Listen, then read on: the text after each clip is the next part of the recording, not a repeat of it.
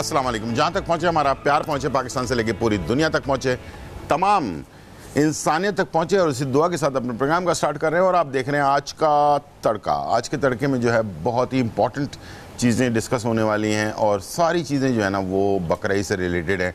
और ये तैयारी जो है आपकी, पेन और कागज़ आपने लाजमी रखना है, ताकि बकरीद के अंदर आप अपने फैमिली को, अपने आप को परेशान ना करें। ना हॉस्पिटल जाने की ज़रूरत होगी, ना आपको परेशान होने की ज़रूरत होगी, इसलिए कि मुझे मालूम है कि हमने ज़रा गोश्तखोरी ज़रूर करनी है और ज़्यादा खा लेना है, कितना भी मना करें। ये हमारी आदतों में से एक आदत है। तो गोश्त बहुत ज़्यादा खाने के बाद बहुत सारे बीमार हो जाते हैं लोग, फिर डॉक्टर के पास जाते हैं, परेशान होते हैं, ख़ुद भी परेशान होते हैं, फैमिली को भी परेशान करते हैं।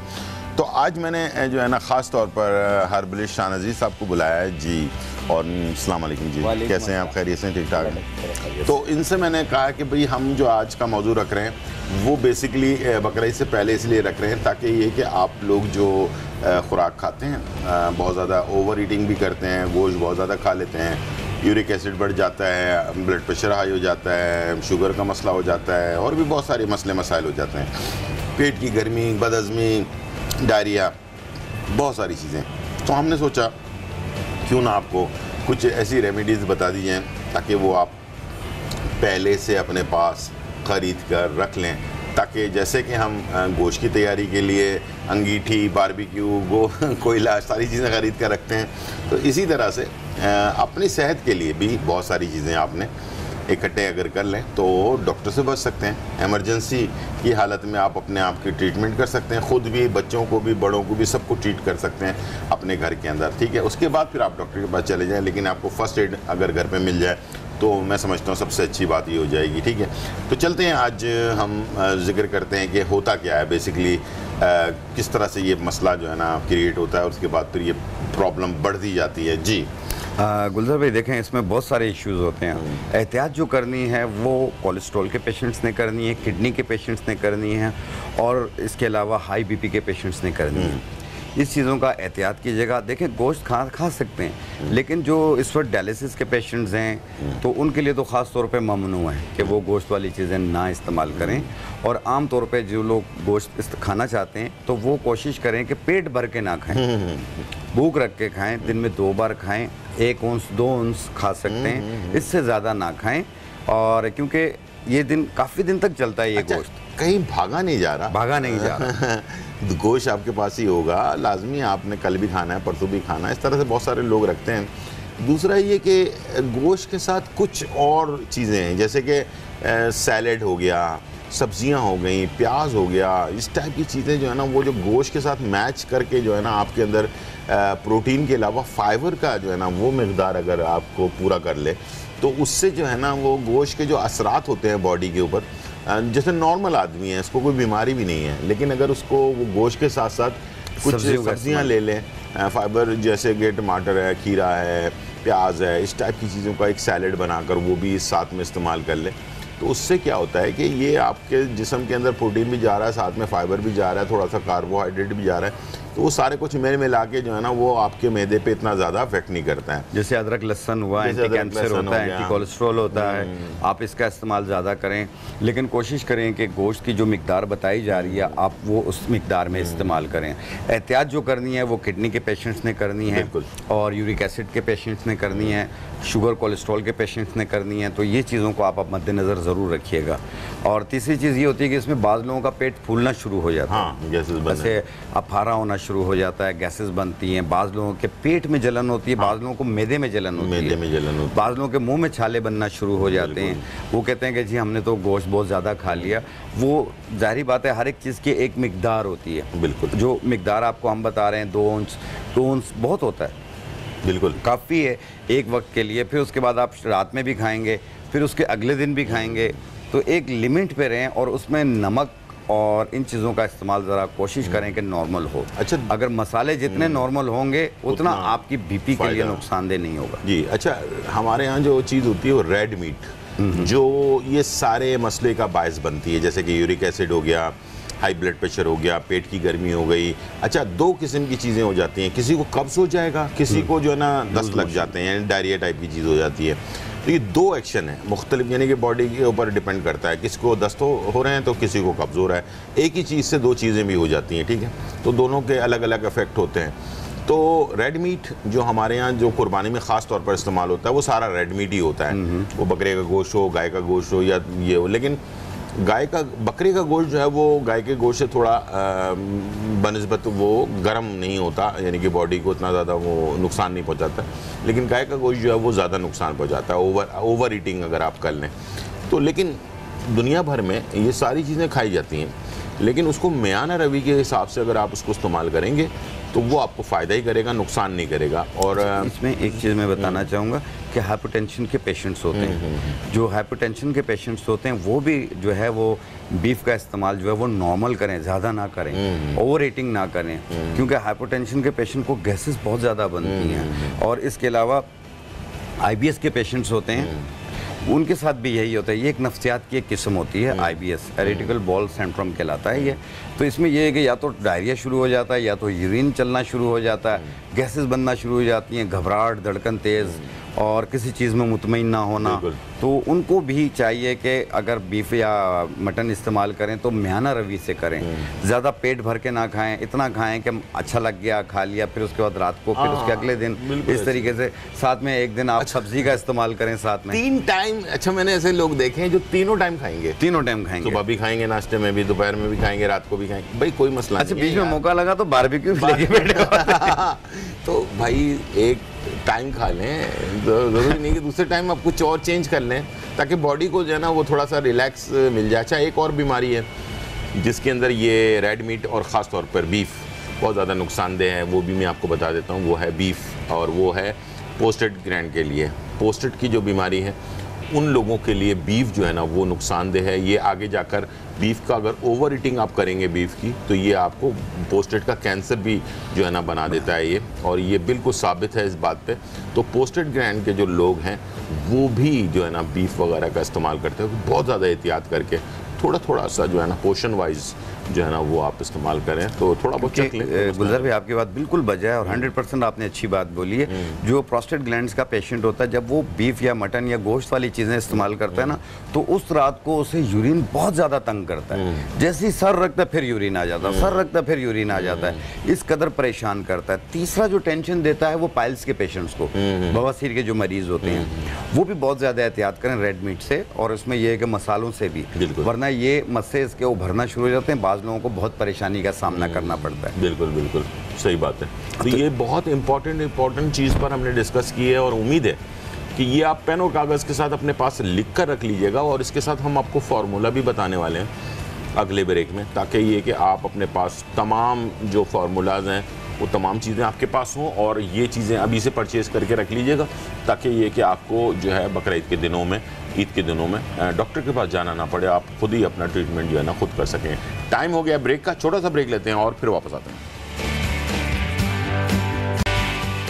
वेलकम बैक नाज़रीन, और यहाँ जो है बहुत ही इंपॉर्टेंट चीज़ पर डिस्कस कर रहे हैं। उम्मीद है आपने पेन और कागज़ तैयार कर लिया होगा, और लिख कर रखें, अपने लिए भी फ़ायदा करें, दूसरों को भी फ़ायदा पहुँचाएँ, आगे तक मैसेज भी पहुंचाएं, ताकि इसका सवाब भी आपको मिल सके। ठीक है, तो आज की सबसे पहले रेमेडी जो है हम बताने जा रहे हैं, और वो किस चीज़ के लिए है? वो है जो बहुत लोग बिस्यार खोरी, यानी ज़्यादा खाना पीना करना, या आम तौर पे बाज़ लोग थोड़ा सा भी कुछ खाते हैं तो पेट फूलना शुरू हो जाता है, अफारा होना शुरू हो जाता है, यानी कब्ज़ भी रहने लग जाती है बाज़ लोगों का, या पेट का निज़ाम ख़राब हो जाता है, मैदे में जलन रहती है, गैसेस बहुत ज़्यादा बनती हैं, गैसेस की वजह से घबराहट भी फील होती है, और पेट फूल रहा होता है। तो ये आप घर पर बना के रखें, और हर खाने के बाद 1 चाय वाला चम्मच पानी के साथ लें, और 10 मिनट में रिलीफ पाएं इसका। ठीक है। और ये घर पे ही चीज़ें होती हैं ज़्यादातर। ये पहली चीज़ है सौंफ। ठीक है, ये इसका पाउडर है, सौंफ। इसका वज़न आपने लेना है 50 ग्राम, 50 ग्राम लेके। ठीक है।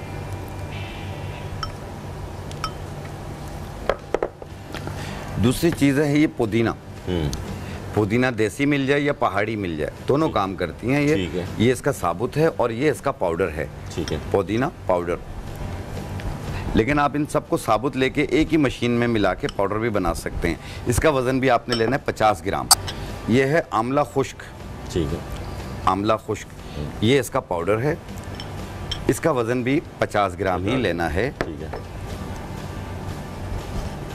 यानी कि 3 चीजें हो गई। 3 चीजें, एक तो और जिंदगी आसान। हाँ बिल्कुल, एक तो सौंफ हो गई 50 ग्राम जी, एक आंवला का पाउडर जो है वो 50 ग्राम, और एक पहाड़ी पुदीना, एक पहाड़ी पुदीना 50 ग्राम। ठीक है। अगर पहाड़ी पुदीना ना मिले, देसी पुदीना लेने, पंसारी के पास सूखा हुआ मिल जाता है, ऐसे इसका पाउडर बना लें। ठीक है। और इसकी हर खाने के बाद 1 चाय वाली चम्मच पानी के साथ लें। जायके के तौर पे आप काला नमक मिला सकते हैं, लेकिन बीपी के मरीज हों तो वो काला नमक ना मिलाएं। जी हाँ, हस्बे जायका काला नमक डाल सकते हैं। 1 चाय वाली चम्मच हर खाने के बाद सादा पानी से। देखिएगा पेट फूलेगा भी नहीं, गैसेस भी नहीं बनेंगी और नॉर्मल रहेगा, और जो भी चीज़ खाएंगे जुद हजम भी हो जाएगी। बाद लोगों का यहाँ पड़ा रहता है और पेट फूलता जाता है और मुंह का जायका खराब हो रहा होता है और कुछ भी खाते हैं टेस्ट नहीं आता, ये उसके लिए भी प्रॉब्लम ज़्यादा। अच्छा, जैसे कि फर्ज करें कि अभी जैसे बकरीद के दिनों में किसी को गैसेस वगैरह की प्रॉब्लम नहीं है, ठीक है, नहीं है, सीने के जलन की भी प्रॉब्लम है, लेकिन ओवर ईटिंग कर लेते हैं लोग। हाँ। तो उसके बाद थोड़ा घबराहट पहली दफ़ा, यानी कि पेट में जो है ना गैसेस बनना शुरू हो जाती हैं, यानी कि वो पहली दफ़ा ही होती है ना, खाना हजम नहीं होता, बदहज़मी हो जाती है, तो उसके लिए उस सूरत में ये बेहतरीन है। ये एक छोटी चाय वाली चम्मच मुंह में डाल के ऊपर पानी पी लें, आप देखिएगा 10 मिनट में आपको एक अच्छी खासी ढिकार आएगी, सब गैसेस पास हो जाएंगी। ठीक है। और साथ में पेट भी नरम हो जाएगा, जैसे पेट सख्त हो रहा होता है, और जो भी चीज़ खाएंगे वो इंशाल्लाह जुद हजम हो जाएगी और आपको प्रॉब्लम नहीं होगी। आपकी जो ईद के दिन होंगे वो बहुत अच्छे गुजरेंगे। ये किसी भी एज के बंदा जो है, कोई भी एज का ले सकता है, लेकिन बच्चों को जो है उनकी एज के हिसाब से दिया जाता है। जैसे चुटकी भर दी जाती है 5 साल 6 साल वालों को, 7 साल वालों को। अगर इससे ज़्यादा उम्र है तो चुटकी से थोड़ी सी ज़्यादा, आधा चाय का चमचा कर लें, और 14-15 साल से ज़्यादा हो तो 1 चाय का चम्मच ले लें, इस तरीके से।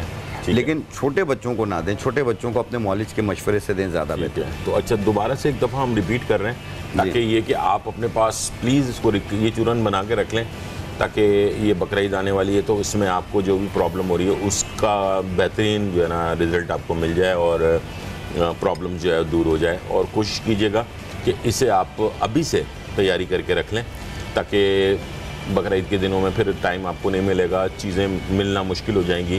तो अभी मार्केट जो है खुली हुई है, क्या करें? बिल्कुल बिल्कुल, मार्केट खुली हुई है, पंसारी की दुकान पे चले जाएं। अच्छा, जो सफ़ूफ हम बता रहे हैं, इसे हाई बीपी का पेशेंट भी ले सकता है, शुगर का मरीज़ भी ले सकता है, सब ले सकते हैं, सिर्फ प्रेगनेंसी के दौरान इस्तेमाल ना करें। ठीक है, ठीक है। और दूसरा ये कि नमक इसमें हमने कोई नहीं डाला, यानी कि इसलिए काला नमक इस्तेमाल नहीं किया है कि हाई ब्लड प्रेशर वालों के लिए नमक का प्रॉब्लम होता है। अगर आपको हाई ब्लड प्रेशर नहीं है तो आप इसमें थोड़ा सा काला नमक डाल सकते हैं, मिक्स कर सकते हैं, तो उससे टेस्ट भी अच्छा हो जाएगा और ये जो है आपके लिए घर में जो है आराम से इसको इस्तेमाल जी फ़ायदेमंद भी होगा।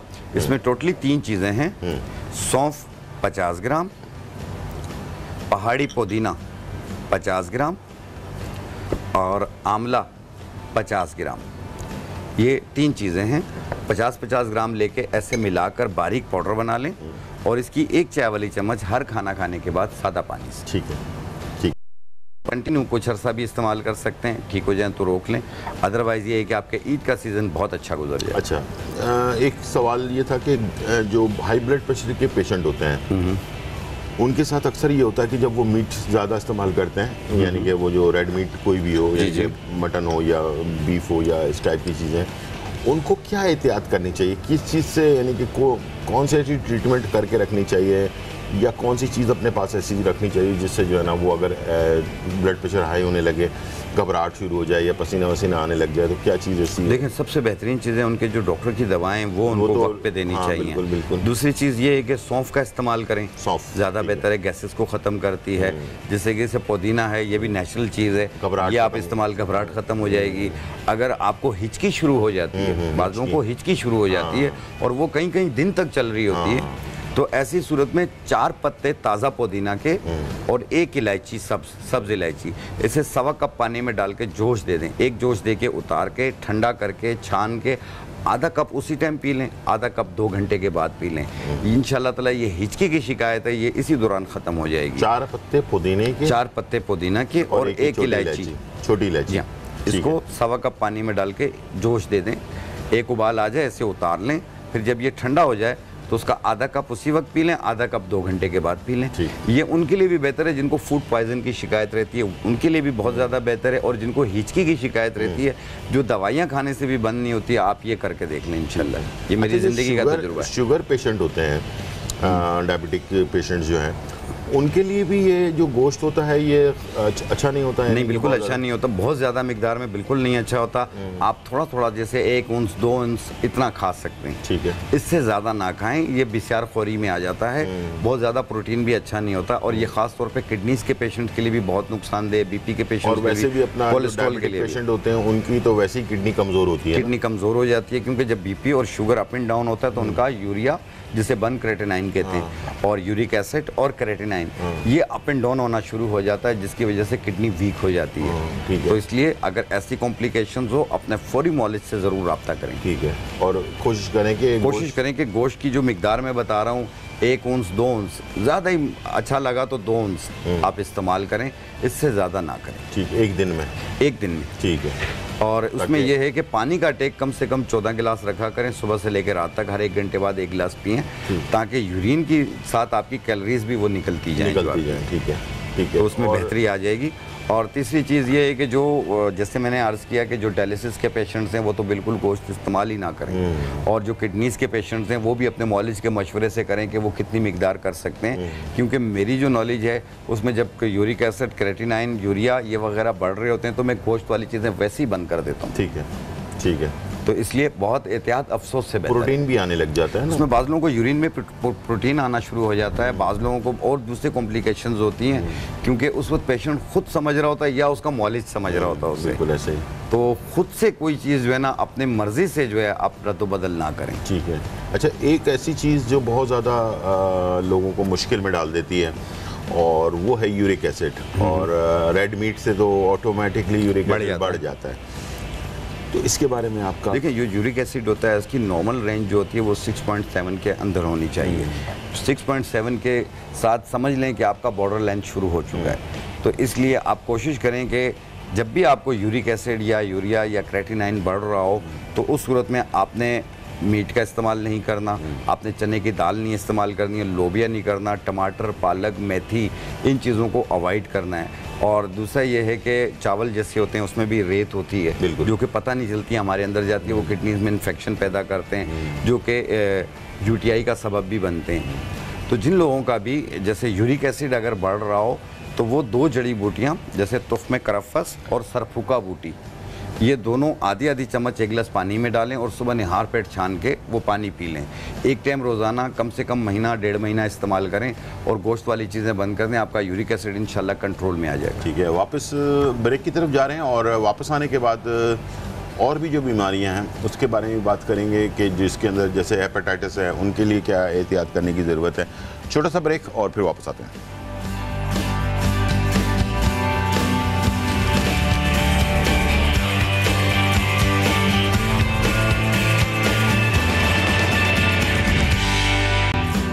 वेलकम बैक नाजरीन। और यहाँ जो है बहुत ही मज़ेदार रेसिपी बन रही है और हम बनाने जा रहे हैं महाराजा गोश्त। जी।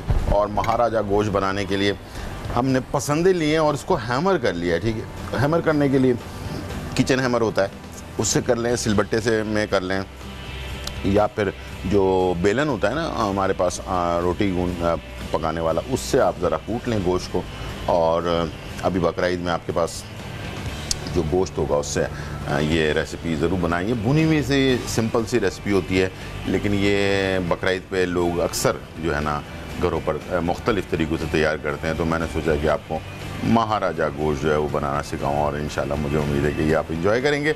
लेकिन ये एहतियात के साथ जो हम बात कर रहे हैं 2 ब्रेक तक, वो हमने यही बात की है कि गोश्त खाएँ लेकिन मियां रवि के साथ खाएँ, इसलिए कि हमारे यहाँ ये सुन्नत भी है और हम ये फ़राइज़ अंजाम देते हैं। तो उसके बाद गोश्त जो है वो थोड़ा बहुत टेस्ट करना या खाना या जो अपने फैमिली के साथ एंजॉय करना, ये अच्छी बात है। सब मिलकर जो है ना इसको खाते हैं, बात करते हैं। हमारे यहाँ थोड़ी सी आजकल हालात थोड़े ठीक नहीं है, तो SOPs का ख्याल करते हुए जो है ना वो अपने जो है तमाम चीज़ों को, फ़राइज़ को अंजाम दें।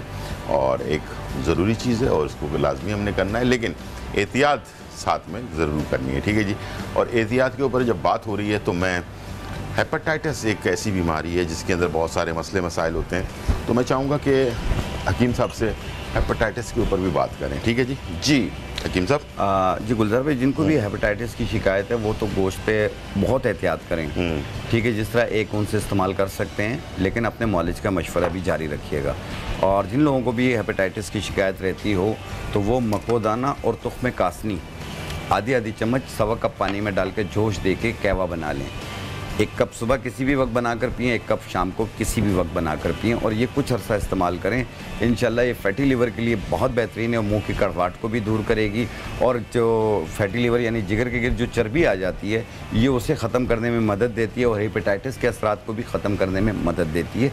लेकिन ये 1-2 दिन इस्तेमाल नहीं करना, ये आपने कम से कम 2 महीने इस्तेमाल करना है। ज़बरदस्त। और ताकि ये कि आप महफूज रह सकें। और हेपेटाइटिस वाले हजरात जो हैं गोश्त से बहुत परहेज़ करें, इसलिए उनको सख्त मना होता है। गाय का गोश्त वगैरह खाना बहुत ज़्यादा मना होता है। बाकी गोश्त के लिए भी मना करते हैं, लेकिन ये है कि वाइट मीट वगैरह आप इस्तेमाल कर सकते हैं, लेकिन रेड मीट के लिए ख़ास तौर पर मना किया जाता है। और साथ में सब्ज़ियाँ जो है वो ज़्यादा से ज़्यादा, खीरा वगैरह जो है बहुत ज़बरदस्त है। मूली के सीज़न में खूब मूली खाएँ, मूली के पत्तों की चटनी बना कर खाएँ, यानी कि दोनों चीज़ें, पत्ते भी और मूली भी, दोनों बहुत ही ज़बरदस्त होती है। तो इसके साथ साथ अपने मौलिज का जो आपका इलाज है उसको भी जारी रखें और दवाइयाँ जो है ना ख़ास तौर पे लेते रहें, इसलिए कि जो हेपेटाइटिस का जो बैक्टीरिया है वो बड़ा ज़िद्दी होता है, इतनी आराम से जाता नहीं है। तो इसको आपने ख़त्म करने के लिए थोड़ी सी मेहनत ज़रूरी है, मुस्तकिल मिजाजी ज़रूरी है, ठीक है जी। यहाँ हमने जो पसंदों को हैमर कर लिया, उसके बाद ऑयल में मैंने पसंदें जो है वो डाल दी हैं। उसके साथ मैं जो चीज़ ऐड करने जा रहा हूँ वो है अदरक और लहसुन, ठीक है। और इसमें कोई प्याज टमाटर नहीं डलता है, ये सिर्फ गोश्त और लहसुन और साथ में थोड़े से मसालों में बनता है ये। इसमें एक चीज़ डलती है जो मेन है और जिसके अंदर उसकी खटास भी होती है, जो नींबू होता है वो, और साथ में थोड़ा तिल। जब ये आखिर में बन जाता है तो इसके अंदर तिल का इस्तेमाल होता है। ये बहुत ही मज़ेदार रेसिपी होती है, इंशाल्लाह आपको मज़ा आएगा उसको बनाने में। सबसे पहले अदरक लहसुन और गोश्त को डालकर इस पर ढकना लगा दिया आपने, ठीक है, और इसको आपने थोड़ी देर पकने छोड़ दिया। एक रेमेडी जो है ये और बता देते हैं हम, ताकि वो भी आप अपने पास लिख कर रख लें, वो भी बहुत इंपॉर्टेंट है जी। अगली रेमेडी हम किस चीज़ के बारे में बता रहे हैं? एक कोलेस्ट्रॉल, हाँ, जिसमें HDL बढ़ जाता है और ट्राइग्लिसराइड, और ये भी तो बकरीद में बढ़ना ही है, बहुत ज़्यादा बढ़ जाता है, बिल्कुल। और कोलेस्ट्रॉल के पेशेंट सीने पे बोझ आना शुरू हो जाता है, घबराहट, बेचैनी रहती है। बाज़ लोगों को मैदे की तरफ पेन महसूस होता है, बाज़ लोगों को लीवर की तरफ पेन महसूस होता है। तो प्लीज़ अपने डॉक्टर का मशवरा ज़रूर जारी रखिएगा। हर दर्द को आप मैदा और जिगर का ना समझिएगा, बाज़ों का दिल के अमराज की वजह से भी ये होता है, ठीक है। तो इसलिए ये क्लियर कर लेता हूँ मैं। दूसरा एक और चीज़ क्लियर कर दूँ मैं, वो ये कि उम्र, कोई उम्र की कैद नहीं है। आजकल 20, 22, 23, 24 साल में भी ये चीज़ हो रही है और बहुत शिद्दत से हो रही है। तो प्लीज़ अपने आप को यंग समझ के, या आप बहुत ज़्यादा दुबले पतले हैं, आप समझ रहे हैं कि मुझे तो कोलेस्ट्रॉल हो ही नहीं सकता, तो ऐसी टाइप की चीज़ पर बिल्कुल यकीन ना करें। दुबले पतले लोगों को भी हो सकता है, कम उम्र लोगों को भी हो सकता है, यंग बिल्कुल जवान लोगों को भी ये चीज़ हो सकती है और कभी भी हो सकती है और आगे जाके ख़तरनाक भी हो सकती है, ठीक है जी। तो ये ज़रूर बिल्कुल सही गुलजार भाई।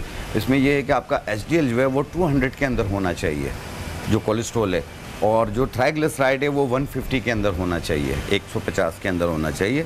तो उसको ठीक करने के लिए आपने लेना ये है अर्जुन की छाल जी। ये अर्जुन की छाल है, ये दिल के वालों के लिए भी बेहतर है, जिनके वॉल बंद हो जाते हैं, सीने पे बोझ आ रहा हो, ट्राइग्लिसराइड बढ़ रहा हो, जिसकी वजह से जो है वो वॉल ब्लॉक होते हैं, ये उसको खोलने में मदद देती है। ये उसका 1 इंच का टुकड़ा इतना तोड़ के ऐसे 1.25 कप पानी में डाल के जोश दे दें। इसका कहवा बना लें, 1 कप सुबह 10-11 बजे, 1 कप रात 10-11 बजे पी लें, और ये कंटिन्यू 2-2.5 महीने इस्तेमाल करें और अपना लिपिड प्रोफाइल करवाएं। इंशाल्लाह आपको खुद हैरत होगी कि ये सब कंट्रोल पे कैसे आ गया, और सीने में से बोझ भी ख़त्म होगा, सांस लेने में भी आसानी होगी और एक्टिव भी हो जाएंगे, चलेंगे फिरेंगे, आप थकेंगे नहीं। जैसे चलने से सीने पे बोझ महसूस होता है, घबराहट फील होती है, ये उसको भी दूर कर। और जिन लोगों को ब्लॉकेज है, यानी कि उनको पता चल चुका है कि मेरे जो हार्ट के वॉल्स हैं वो ब्लॉक हैं, उनके लिए भी, यानी कि वो ये ना करें कि मैं कह रहा हूँ तो उसको ये अर्जुन की छाल जो है ना 2 टाइम और 2-2.5 महीने 3 महीने के लिए इस्तेमाल करें। इसका मतलब ये नहीं है कि आपको डॉक्टर ने अगर ऑपरेशन का कहा है या कुछ कहा है तो वो ना छोड़कर और ये करना शुरू कर दें, ऐसा नहीं है। अपने मौलिज के मशवरे को भी जो है वो आपकी मेडिकेशन जारी रखें, मेडिकेशन जारी रखते हुए उसके साथ साथ आप ये इस्तेमाल कर सकते हैं। इससे जो है वो आपकी जो आर्ट्स की जो वॉल्स हैं, वो जो ब्लॉकेज है वो बहुत ही अच्छी तरह से ये अर्जुन की छाल जो है ख़त्म करता है। बहुत और कोलेस्ट्रॉल लेवल को भी, कोलेस्ट्रॉल लेवल को, ट्राइग्लिसराइड को, दोनों को ये कंट्रोल करता है। तो चलते हैं ज़रा, एक थोड़ी देर तक हमने से मसाले अपना अदरक लहसुन में पकाया गोश्त को, जो हमारे पास पसंदे थे, और अब मैं इसमें शामिल करने जा रहा हूँ थोड़ी देर, यानी कि 2-3 मिनट पकाने के बाद अब मैं इसमें मसाले, हल्दी इसमें शामिल कर रहा हूँ, आधा चाय का चमचा काली मिर्च, तकरीबन 1 चाय का चमचा लाल मिर्च पाउडर, 1 खाने का चम्मच, जायफल और जवैत्री का जो पाउडर है ये आधा चाय का चमचा, और इसके साथ गरम मसाला 1 चाय का चमचा, ठीक है। नमक हस्बे ज़रूरत ये हमने शामिल कर दी है। बस ये मसाले हैं इसके, और इसमें कोई टमाटर, दही या जो है ना खटास के लिए कोई और चीज़ नहीं डलेगी, इसमें सिर्फ लेमन जो है वो डलेगा, ठीक है जी। लेकिन पहले ये मसालों के साथ इसको हमने पकाना है थोड़ा, उसके बाद मैंने इसमें पानी शामिल कर देना है, ठीक है। और पानी शामिल करके इसको पकने के लिए छोड़ देंगे ताकि ये जो पसंदे हैं गल जाएं, ठीक है। और पानी आप जो है हस्बे ज़रूरत, जैसा गोश्त है उसके हिसाब से पानी जितना चाहिए होगा वो ऐड कर देंगे। तकरीबन मैं इसमें 1 कप के करीब पानी ऐड कर रहा हूँ। ये जैसे बच्चे का गोश्त है तो ज़्यादा गलने में टाइम नहीं लगाएगा, तो इसको हमने ऐड कर दिया और उसको पकने के लिए छोड़ देंगे। आखिर में ये मेरे पास लेमन, इसमें लेमन जो है ना छिलके के साथ, यानी कि इसके स्लाइस कर दिया जाता है और उसको इसके साथ आखिर में शामिल कर देते हैं। आखिर में कीजिएगा ताकि लेमन की खुशबू भी बहुत अच्छी सी आएगी इसमें। और साथ में तिल जो है इसको हमने भून लिया है और इसको हम आखिर में गार्निशिंग में डाल देंगे और बहुत ही मज़ेदार रेसिपी बनती है ये महाराजा गोश्त। वापस आते हैं, बनाते हैं दूध दुलारी, ठीक है जी। छोटा सा ब्रेक और फिर वापस आते हैं।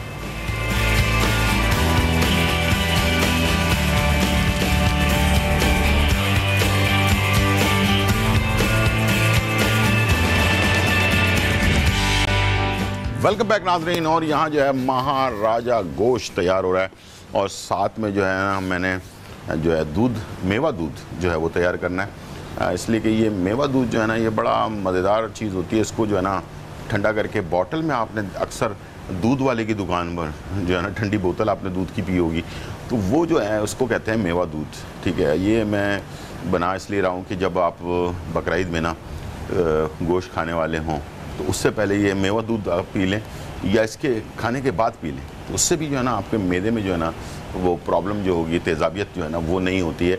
मेवा दूध अगर आपने इस्तेमाल करना है, ठीक है। उसको बनाया कैसे जाता है, शुरू में हमने इसमें, और तमाम चीज़ें बड़ी हेल्दी सी हैं, और इसके अंदर दूध हमने शामिल कर दिया, ठीक है। और हाफ़ kg हमने दूध ले लिया और इसके अंदर हस्बे ज़रूरत चीनी शामिल कर दी, ठीक है। और इसके साथ मैंने खोया जो है वो ऐड कर दिया, ठीक है। और खोपरा जो होता है ये हमने इसमें ऐड कर दिया थोड़ा, और ये बादाम पिस्ता वगैरह जो है ना ये भी ऐड कर दिया। अच्छा, बादाम पिस्ते को इसमें पकाया जाता है, जो फ्लेवर होता है ना वो उसी वक्त आता है जब आप बादाम पिस्ते को और खोए को दूध के साथ पकाएं काफ़ी देर तक। उसके बाद आखिर में जो है इसमें हमने केवड़ा एसेंस जो है वो ऐड कर देना है और ये हमारा मेवा दूध तैयार हो जाएगा। इसको ठंडा कर लें, आप बॉटल में डालने की ज़रूरत नहीं है, बल्कि इसको आप किसी जग में ठंडा करके जो है ना फ्रिज में रख दें, और जब आपके मेहमान आ चुके हों ना तो आखिर में खाने के बाद गिलास में ठंडा ठंडा डालें इसे और मज़े लेकर एंजॉय करें। आपने अक्सर दूध वालों की दुकान पर वो ठंडे दूध की बोतल पी होगी, उसी को मेवा दूध कहते हैं और बड़ा मज़ेदार होता है वो, हेल्थ के लिए भी अच्छा होता है। और साथ में ये जो तेज़ाबियत, हम बहुत ज़्यादा हैवी खाना खाते हैं उसके बाद अगर इसको आप पिएंगे तो हेल्थ के लिए भी अच्छा होता है। एक रेमेडी हमारी रह गई है, चलते हैं जी। एक चीज़ बताऊंगा, जिस तरह अभी आपने दूध का बताया, ये जी जो मेवा दूध है जी, इसके पीने से वेट गेन नहीं होता, आपका कैल्शियम, विटामिन डी ये चीज़ें पूरी होती हैं। हाँ, तो इसलिए आप दूध को एक मामूल बना लें अपनी ज़िंदगी में। बिल्कुल। और देखें अक्सर लोग गोश्त ज़्यादा खा लेते हैं या आम तौर पे भी खाने में उनको तेज़ाबियत के साथ बाज़ लोगों को पेट में जलन हो रही होती है, बाज़ लोगों को मैदे में जलन हो रही होती है, बाज़ लोगों के हाथ पांव जल रहे होते हैं। वो यही कहते हैं कि शायद मुझे गर्मी की शिकायत, इस तरह भी कहते हैं। हाँ, और पसीना बहुत ज़्यादा आता है, गर्मी बहुत ज़्यादा फील होती है उनको, तो उसको ठीक करने के लिए। और दूसरा ये है कि मैदे में अगर जलन, तेज़ाबियत रहती हो या गर्मी की शिकायत रहती हो, हाथ पाँव जल रहे हों, तो उन दोनों सूरतों में आपने ये इस्तेमाल करना है तुख्म बलंगा। आपने 1 गिलास पानी लेना है, तुख्म बलंगा आधी चाय वाली चम्मच, ये है इसबगोल दाना। एक इसबगोल छिलका आता है जो सफ़ेद होता है। ये इसबगोल दाना है। यहाँ इसकी मिकदार भी आपने लेनी है आधा चम्मच चाय वाला। और ये है गोंद कतीरा। गोंद कतीरा, इसकी तकरीबन ये एक इतनी मिकदार काफ़ी है। पाउडर बना के ले लें, पाउडर बना लें, ऐसे चूरा कर लें, कोई हर्ज नहीं। एक चाय वाला चम्मच डाल लें, ये एक ऐसे डाल लें और ये इसे कम से कम आधा घंटा रख लें, छोड़ दें। हाँ, अगर ऐसा नहीं कर सकते तो रात को भिगो दें, सुबह पी लें। ये इसे आधा घंटा रख लें, जब तक आप खाना खा लेंगे उसकी थोड़ी देर के बाद इसे शेक करके पी लें आप देखना जैसे ही पियेंगे आपकी तेज़ाबी जो जलन है, जो भारीपन है, पेट में जलन हो रही हो, पेट में आग लगी हुई हो, हाथ पाँव जल रहे हों, इसमें कमी आना शुरू हो जाएगी और थोड़ी देर के बाद मुस्तकिल ठीक हो जाएंगे। लेकिन इसे आप अपनी ज़िंदगी का मामूल बना लें कि जब भी खाना खाएं, शाम के टाइम में या किसी भी टाइम में, तो आपने ये एक बना के पी लें एक टाइम। इसमें यह है कि तेज़ाबियत भी दूर हो जाएगी और पेट की जलन भी दूर हो जाएगी, साथ में हाथ पाँव की जलन भी दूर हो जाएगी।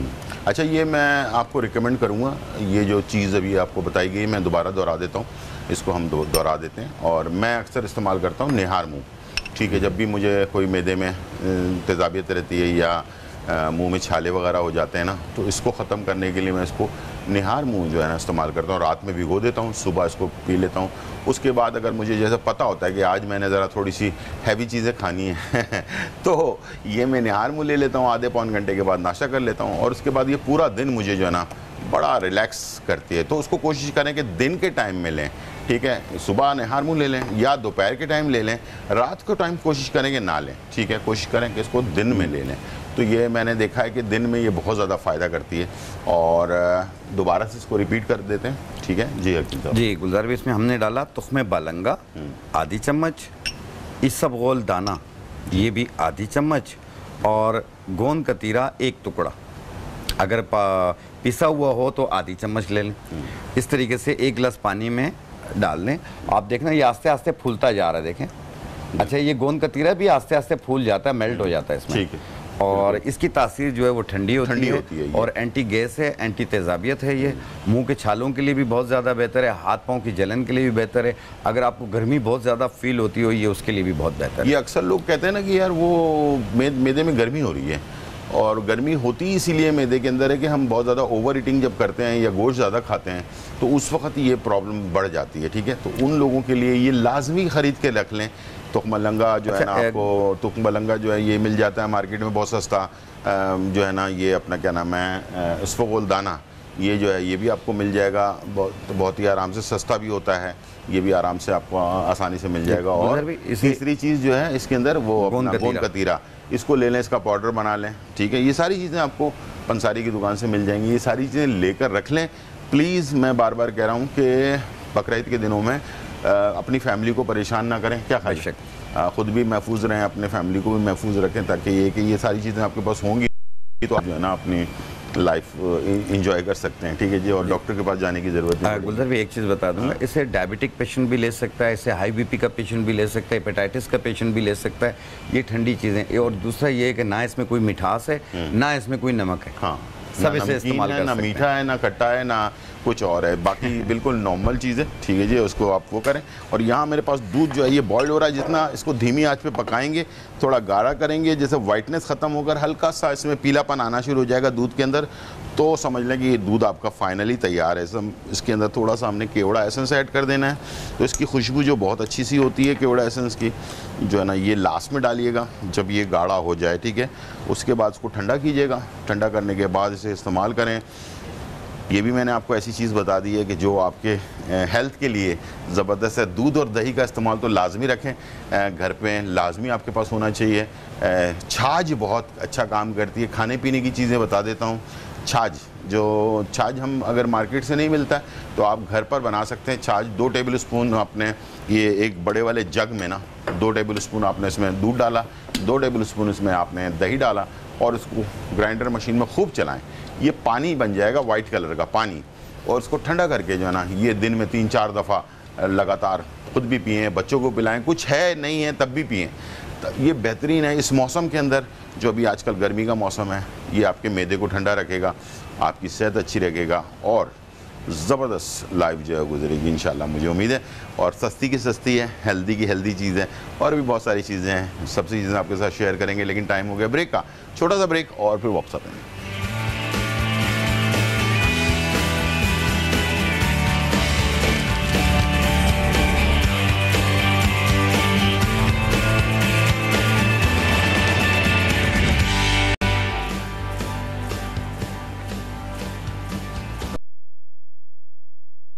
बहुत ही मज़ेदार रेसिपी जो है तैयार हो चुकी है। महाराजा गोश्त जो है तैयार हो चुका है, और इसकी ज़रा करीब से मैं इसको आपको दिखा देता हूँ। इसकी शक्ल जो देख लें, बहुत ही भुना हुआ मज़ेदार सा ये गोश्त जो है ना आपने तैयार करना है बकरीद पे। इसमें आपको लेमन के स्लाइसेस नज़र आ रहे होंगे, ये आखिर में मैंने डाला है ताकि इसकी खटास भी आ जाए, लेमन इसके साथ हो, खुशबू बहुत अच्छी सी इसके अंदर लेमन वाली आ रही होगी। आखिर में तिल से गार्निश किया हमने, तिल भुने हुए तिल थे उस डाल दिए। और यहाँ जो है मेवा दूध जो है ये भी तैयार हो चुका है। दोनों रेसिपीज़ इंशाल्लाह तैयार हैं। और मैं चाहूँगा कि ये जो रेमेडी है ना, ये लाजमी हम दिखा दें, ये वाली जो हमने बनाई थी, ये हाँ इसको हिला के भी दिखा दें फूलने के बाद। ये देखें कैसे फूलने के बाद ऐसी हो जाती है। तुख्मलंगा इसमें हमने डाला है, इसमें तुख्मे बलंगा आधा चाय का चमचा, और इसबगोल दाना ये भी आधा चाय का चम्मच, और आधा चम्मच हमने गोंद कतीरा डाला इसमें। ऐसे करके रख लें आप, ऐसे ये फूल जाएगा, और इसे शेक करके आप पिएं। इंशाल्लाह आप देखिएगा कि ये जिगर मैदे मसाने की गर्मी को भी दूर करेगी, तेज़ाबियत भी दूर करेगी, हाथ पाँव की जलन भी दूर होगी। ये मेरे पास होता है घर पे, मैं लाजमी इसको रखता हूँ। और जब भी मेरे मैदे में कोई गर्मी होती है या छाले वगैरह बनते हैं इसलिए कि तेज़ाबियत वगैरह होती है, तो मैं ये लाजमी इस्तेमाल करता हूँ। और ख़ास तौर पर मैं निहार मुँह कर लेता हूँ ताकि पूरा दिन मेरा बड़ा अच्छा गुजर जाता है। दूसरा ये कि दोपहर के टाइम पर कर लें, रात को ना कीजिएगा। रात को मैंने इस्तेमाल किया, इससे प्रॉब्लम होती है रात में थोड़ा, तो आप कोशिश करेंगे इसको दिन में इस्तेमाल कर लें। और सुबह के नहर मुँह करें तो बहुत अच्छा, पूरा दिन आपका बड़ा सुकून में गुजरेगा। आपको पता है कि आज मैंने बारबेक्यू खाना है, आज मैंने ये खाना है, वो खाना है, तो पहले से अपने आप को तैयार करके रख लें। ये ठंडा कर देता है मैदे को फौरी तौर पर ना, जैसे कि आपके मैदे में गर्मी हो रही है उस वक्त अगर आप इसको इस्तेमाल किया तो बहुत अच्छा है। तो ये थी आज की हमारी रेमेडी। और जी कोई चीज़ जाते जाते कहना चाहें? देखें, अपना बहुत ज़्यादा ख्याल रखें, गोश्त खाएं लेकिन म्याना रवी से इस्तेमाल करें। और इसके अलावा जिस तरीके से हमने अभी ये पेट के अमराज के बारे में बताया, आप इसे भी फॉलो करें, अपने डॉक्टर का मशवरा भी जारी रखें। देखें, ख़ास तौर पे दिल के अमराज होते हैं, गुर्दे के अमराज होते हैं, या आपके साथ कोई भी कॉम्प्लिकेशंस बहुत ज़्यादा हो रही हों, तो अपने मौलिज का मशवरा ज़रूर जारी रखिएगा, अपने पड़ोसी का मशवरा मत रखिएगा। बहुत शुक्रिया भाई हमारे शो में। जाते जाते वही कि एहतियात जो है ना परेशानी से बेहतर है, ठीक है जी। तो एहतियात करें, म्याना रवी के साथ खाएं, सब खाएं, थोड़ा थोड़ा करके खाएं। इंशाल्लाह आपकी ज़िंदगी भी अच्छी रहे, आपकी सेहत भी अच्छी रहे, घर वाले भी परेशान ना हो। ज़िंदगी रही तो फिर मुलाकात होगी। अच्छा, ये प्रोग्राम हमारा रात 1 बजे और कल सुबह 10 बजे रिपीट होगा, ज़रूर देखिएगा। कोई भी चीज़ आपसे मिस हो गई हो तो अपनी सेहत का ख्याल रखिएगा। ज़िंदगी रही तो फिर मुलाकात होगी। जब तक के लिए इजाज़त, अल्लाह हाफ़िज़, bye bye and check out.